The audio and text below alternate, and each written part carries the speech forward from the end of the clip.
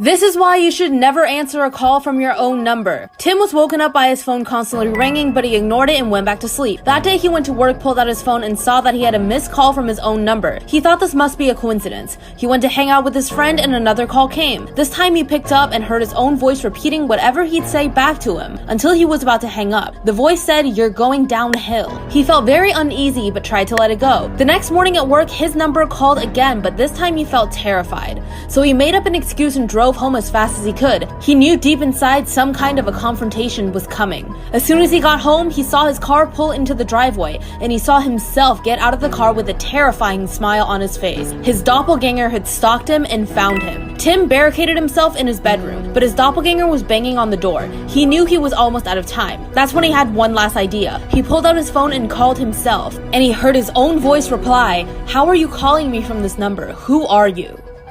My friend won't let anyone in her house after 9:30, and I just found out why. They're the happiest couple that I've ever met. Like, if you didn't believe in love, this couple would make you believe in it. But one evening, it all came crashing down. I arrived at JC's house at 5 p.m. sharp. She is obsessed with time, always wondering why someone's a minute late or a minute early, as if she's a detective and you're in her interrogation room. But before I get into what happened, let me tell you a little bit about JC. She's got pitch black hair, a nose ring, wears dark clothing. She's the type of girl that has pumpkins sitting out in the beginning of September. And she's super welcoming. Actually, the rug on her front door reads, "Leave now." So tonight I was going by her house because me and her had planned a movie night. But we had to start the movie night at 5 because she never lets anyone in her house after 9:30. As soon as I walked into her house, I immediately smelled cinnamon cookies. I was hoping they were for me, well, for us. But JC just brought in a big bowl of popcorn and some drinks, which was fine. I certainly wasn't gonna complain and lose her trust for the next 2 decades. Then the movie ended. We thought Halloween 2 was okay. While JC went upstairs to find another movie, I decided to give myself a tour of the house, and here's when things started to go wrong. I was just glad she was willing to watch another movie and that she was letting her friends back into her life. She hadn't really been social since her and Tyler broke up. No one knows what happened between them, just that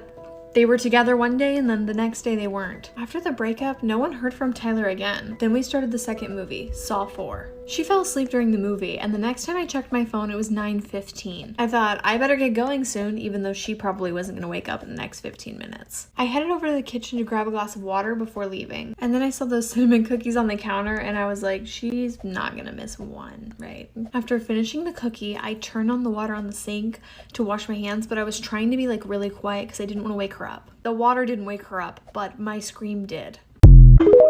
If this happens to you, do not open the door. Once there was a girl named Donna who lived with her father, but he went out of town for a business trip, so Donna was left alone in the house. Then one night she heard the doorbell ring. She went downstairs and was about to open the door, assuming it was her father, but she stopped. Something wasn't right. She looked through the peephole and saw her father staring back at her. His eyes were wide open and he looked terrified, but the doorbell kept ringing. Donna said, "Dad, did you forget your keys?" No answer. "Dad, say something." Still no answer. Donna said, "I'm not opening the door until you say something." Eventually the ringing stopped and Donna fell asleep. The next morning she looked through the peephole again. Her father was still there as if he hadn't moved all night. She finally opened the door and what she saw horrified her. Her father's head was hanging from above the door, and there was a note attached to the doorbell with only 2 words: "Clever." If you ever want red hair, don't do what she did.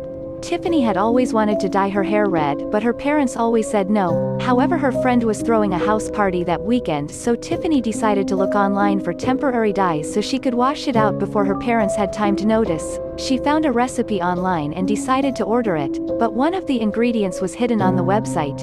Tiffany didn't care though. She applied it as soon as it arrived. She couldn't wait to see the results, but when she looked in the mirror she saw that the red dye had also dyed all of her skin. No matter how hard she tried, she couldn't get it off. She couldn't go to the party looking like this, so Tiffany tried to scrub it off in the shower with hot water, but she noticed something that made her scream in horror.